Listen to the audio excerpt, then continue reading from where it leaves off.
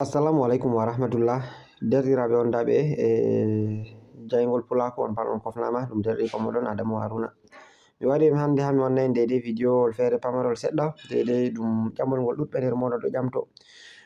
ɗum kuje wewɗen tindinno ko sali no faɓɓi mi andi woɓɓe fere neɓai ko découvri jayngol pulaku ɓeɗo ƴamto dede ɗo man ɗo ɗum kuje ɗiɗi en tammi waɗugo hande. Arande man ɗo ni en tammi hollugo himɓe lawol ngol tokkata bloka warta koda ɓe gerbi kuje ha groupe ko ɓe wanima message sin photoji video ko a télécharge ɗum a lari ɗum ɗo ɗum jippatako nder galerie téléphone maɗa sakko ma ha ɗum maɓɓanma espace ngam ɗuɗɓe ɗo sinka espace téléphone muɗum hewi yi'ugo aɗon nder groupe ji ɗuɗɗi ɓe ɗon gerba kujeji ɗo jippo télécharge o to télécharge o ɓe hore muɗum nden bo to ɗum ko da an télécharge ɗum bo ɗum hota ha galerie maɗa wata ɗum maɓɓanma espace to won lawol ngol tokkata gaɗa a télécharge ɗum a lara ɗum amma ɗum jippatako nder galerie téléphone maɗa sai dai ɗum haɗa ha daidai nder WhatsApp man tan mi tammi on hollugo tindinore man. Tindinore ɗiɗabre bo daidai ko larani haɗa to a yiɗa himɓe dara statut maɗa foti a yiɗi a wata statut amma nder statut ma a watata mai ɗo wodi bana wane be wane be wane ɗo a yiɗa ɓe dara statut maɗa foti to ɓe dari statut mai ɗo ɓe causante probléme goɗɗum ko ɓe giyan ko ngatuɗa mai yahay ko an kani a waɗa hunde wonde a yiɗa goɗɗo fere yi'a o nandi sin man no to wodi no a watta a sufta wane be wane ka a yiɗa yi'a statut maɗa luttuɓe kam pat giyan ko ba sufta statut ɗo miɗo wata ɗum inike man ngam wane be wane heɓa ɓe giya a yiɗa yerbango ɓe ɗum ngal contact maɓɓe kam amma a yiɗi a wata ɗum ha statut maɗa heɓa ɓe giya ɗum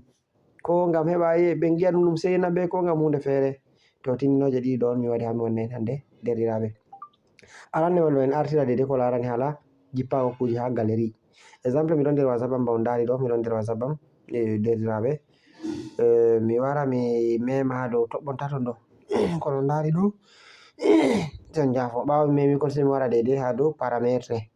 ɓawo to mi memi dow paramétre ɗo banni sai mi wara ha dow discussion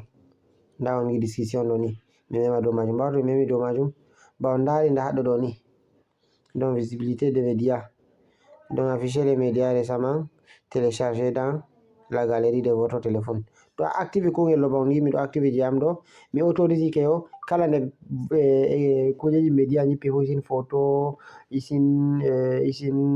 gif en isin sticker en isin daidai video ji ko nandi be majum ɗo to ɗum télécharge ke ɗum jippo ɗum joɗo ha nder galerie téléphone am ɗo mi autorise amma to mi yiɗa ɗo sai mi décocha kungel ɗo mi maɓɓa ngel wata ɓawo ngel ɗo to mi memi dow magel banni ɗo ni mi maɓɓi ngel ko ɗum jippake mi larai ɗum amma ɗum jippatako nder galerie am sakko ma ɗum heɓɓinanami téléphone to mi lori mi active ngel ni bo mi maɓɓiti ngel jotta ngel affici ha ɗo on garata on sufta daidai no marɗon haje nder maji derɗiraɓe mi tammi ka famake daidai ko larani hala statut bo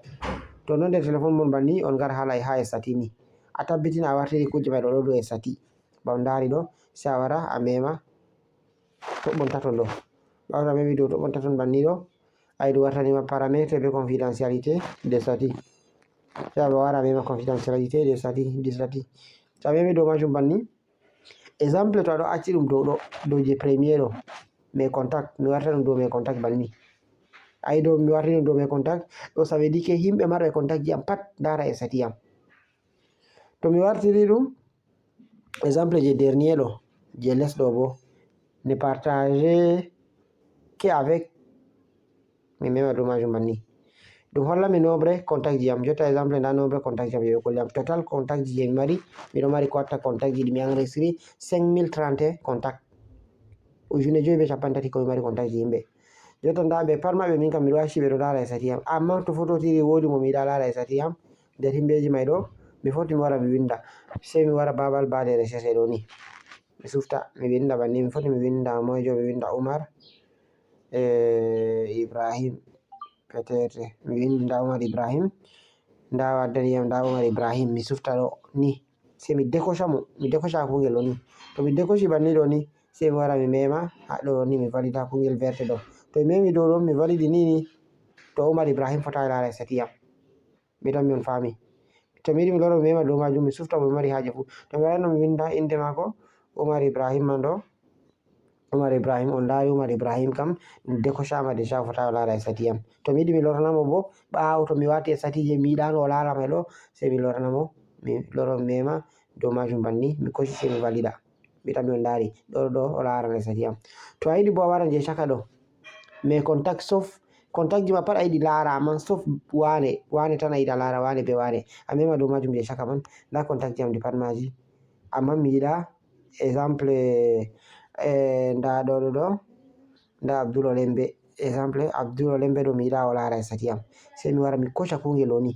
luttuɓe kam pat ndaare amma hanko kam mi yiɗa o laara sai mi koca ni on giyan ɗum waɗi boɗejum to ɗum waɗi boɗejum ni mi yiɗa o laara sai mi soɓe garda to mi soɓe gardi ni jotta hanko ɗo fotai o laara sati am ɓe luttuɓe pat ndaran to mi yiɗa bo sai mi itta ɗum ni sai mi valida c'est simple ɗon lawol koyngol on tokka ton on gara on activa kuje ɗo ha téléphone moɗon on